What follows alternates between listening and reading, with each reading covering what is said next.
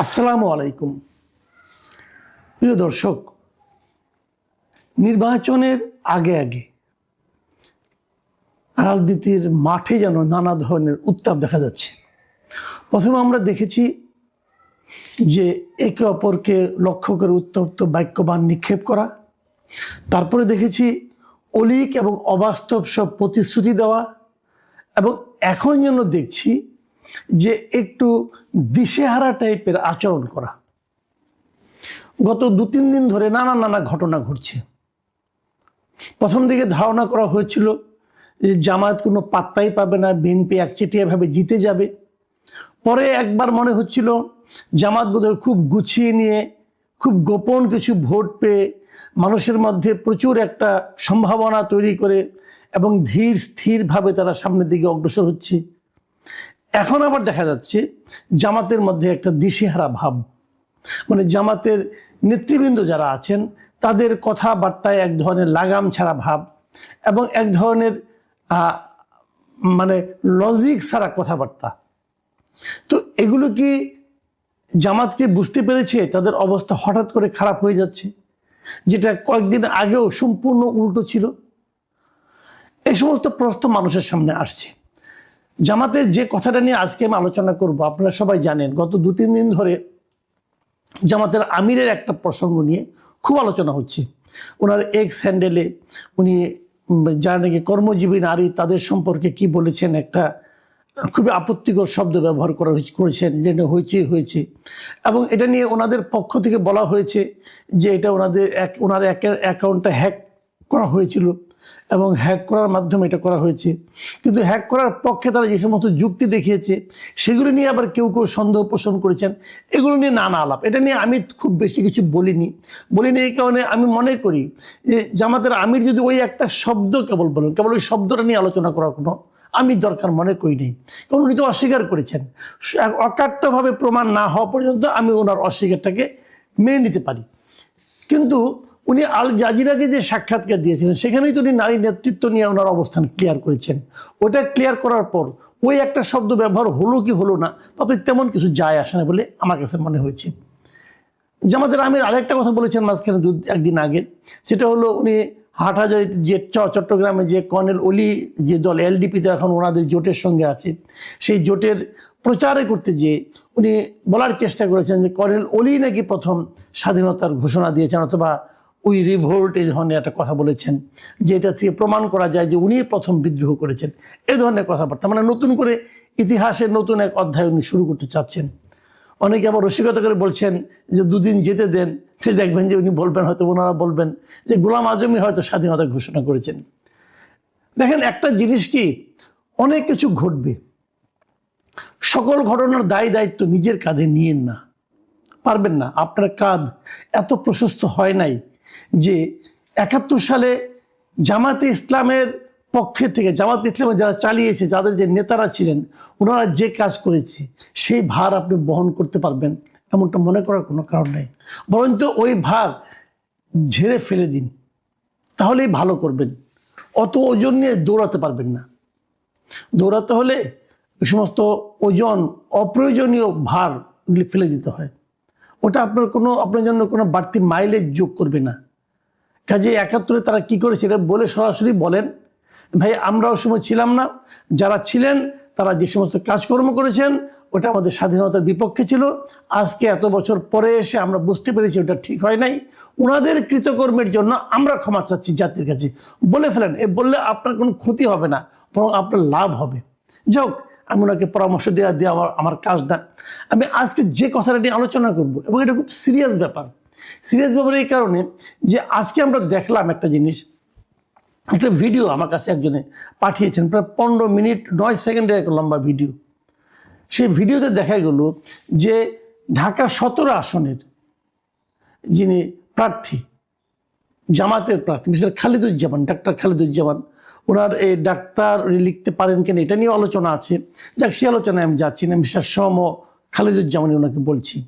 তো উনি ক্যান্টনমেন্টে ঢুকতে গিয়েছিলেন, এবং ক্যান্টনমেন্টে ঢোকার সময় তাকে ক্যান্টনমেন্টের গেটে, জাহাঙ্গীর গেটে, ওখানে যে এমপি থাকে, মানে মিলিটারি পুলিশ থাকে, ওনারা তাকে আটকিয়েছেন। আটকিয়েছেন এই কারণে ওনারা সবাইকে আটকান, জিজ্ঞাসা করেন কোথায় যাবেন, কেন যাবেন, জানতে চান। ওনার সঙ্গে গানম্যান ছিল, খালেদুজ্জামান সাহেবের সঙ্গে গানম্যান ছিল।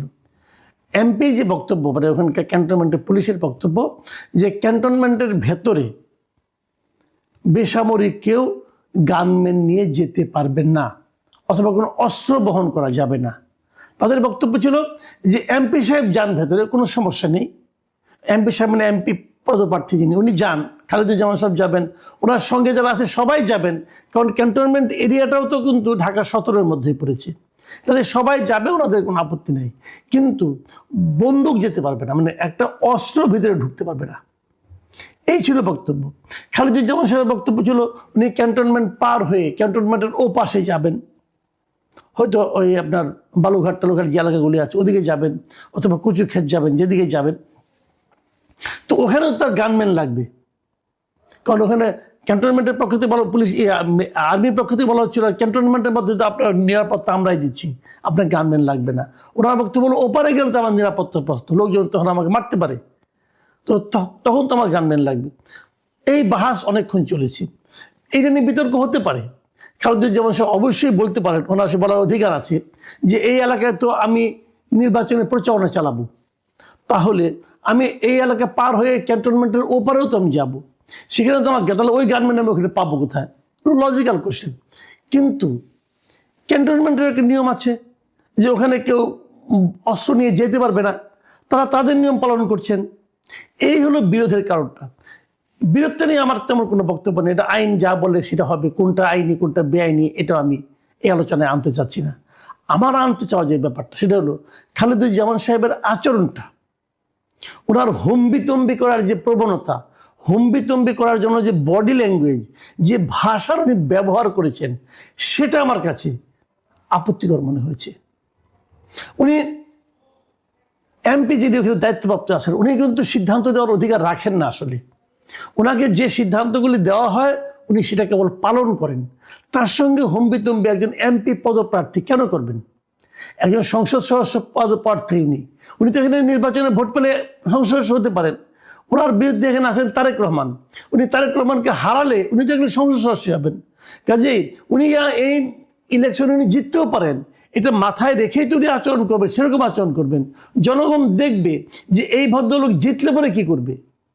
কিন্তু উনি যে আচরণটা উনি করলেন, সে আচরণটা কি ভদ্র জনচিত হয়েছে? দেখুন উনি ওখানকার মিলিটারি পুলিশের সঙ্গে কি বললেন, আমি কতগুলি কথা বলি। উনি নিজেকে তুলনা করলেন তারেক রহমানের সঙ্গে। উনি বললেন আপনারা তো গান নিয়ে বসে আছেন, তারেক জিয়ার ক্ষেত্রে আপনারা তো জিহ্বা দিয়ে রাস্তা চেটে ফেলতেছেন, আমরা কেন যেতে পারবো না? মানে তারেক জিয়া যখন যাবেন তখন ওনার জন্য জিহ্বা দিয়ে রাস্তা চেটে ফেলছেন, এই কথা ওনাকে উনি ব্লেম করছেন। কবে করছেন এটা কাজটা? এই তুলনাটা ওনার মধ্যে এই ল্যাঙ্গুয়েজে আসা মানায়? কেবল ওখানে না, পরবর্তী সময়ে ওই এমপি যিনি আছেন মিলিটারি পুলিশ, উনি ওনার ঊর্ধ্বতনের সঙ্গে ফোন করলেন। যখন ঊর্ধ্বতনের সঙ্গে ফোন করলেন তখন ফোনের অপর প্রান্তের লোকটাকে শোনানোর জন্য এমপি যিনি ছিলেন মিলিটারি পুলিশ, উনি তো ফোন করছেন ওনার ঊর্ধ্বতনের সঙ্গে, তখন এখান থেকে খালেদুজ্জামান সাহেব বলে দিচ্ছেন যে আপনি বলেন যে তারেক রহমানের প্রতিদ্বন্দ্বী, তারেক জিয়ার প্রতিদ্বন্দ্বী ঢাকা 17 আসনে আমি ক্যান্ডিডেট। মানে দেখুন খালেদুজ্জামান সাহেব, আপনাকে আমি বলি আপনার অবস্থানটা কি দাঁড়িয়েছে। আপনি নিজের পরিচয়টা পর্যন্ত দিতে যে তারেক জিয়ার নাম উল্লেখ করতে হচ্ছে। মানে আপনার পরিচয়টা কি? আপনার পরিচয় হলো আপনি তারেক জিয়ার প্রতিদ্বন্দ্বী। মানে আপনার নিজস্ব পরিচয় আপনি মানে নিশ্চিত হতে পারছেন না যে আপনাকে চিনতে পারবে কিনা। আপনি এতটাই বিখ্যাত লোক ওই এলাকার, এবং আপনাকে নিজে মুখে উচ্চারণ করতে হচ্ছে যে বলেন, মানে ওই পাশের লোকজনকে বলেন, জানান যে আমি তারেক জিয়ার প্রতিদ্বন্দ্বী। মানে এটা হয় কি, ছোট মাছ বেশি পানিতে বললে যা হয়, ওনার অবস্থা হয়েছে তাই। আমি আরেকটু কথা বলে নিই এখানে, ওই মিলিটারি পুলিশ যখন ওনার ঊর্ধ্বতনের সঙ্গে ফোনে আলাপ করে সেই ফোনটা আবার ইয়েকে দিলেন, খালেদুজ্জামান সাহেবকে দিলেন, তখন তিনি কিন্তু একই কথা বললেন।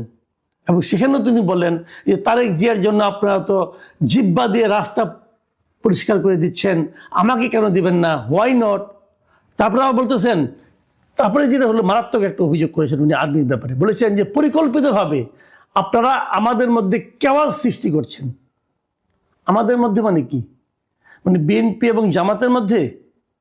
বিএনপি এবং জামাতের মধ্যে কেওয়াস সৃষ্টি করছে আর্মি, সেনাবাহিনী। উনি আবার এই হুমকিও দিলেন যে উনি নাকি এটা নিয়ে সেনাপ্রধানকেও কমপ্লেন করবেন, সেনাপ্রধানকেও জানাবেন। এবং উনি দায়ী করলেন কাকে? কিছু অফিসারকে। তিনি বললেন যে কিছু অফিসার নিজেদের ব্যক্তি স্বার্থ হাসিলের জন্য সুপরিকল্পিতভাবে 5 আগস্টের পর আমাদের দেশটাকে পুরো ধ্বংসের দিকে নিয়ে যাচ্ছেন। আমি সেনাপ্রধানের কাছে এটা কমপ্লেন করতে চাই। ভাবুন, তার মানে উনি সরাসরি বললেন যে 5 আগস্টের পরে এই দেশটাকে পুরোপুরি ধ্বংসের দিকে নিয়ে যাচ্ছে কিছু সেনাবাহিনীর অফিসার। এটা যদি সত্য হয়, ওনার অভিযোগ যদি সত্য হয়, তাহলে তো তাদের বিরুদ্ধে অ্যাকশন নেওয়া উচিত। এটা ভয়ঙ্কর কথা কিন্তু।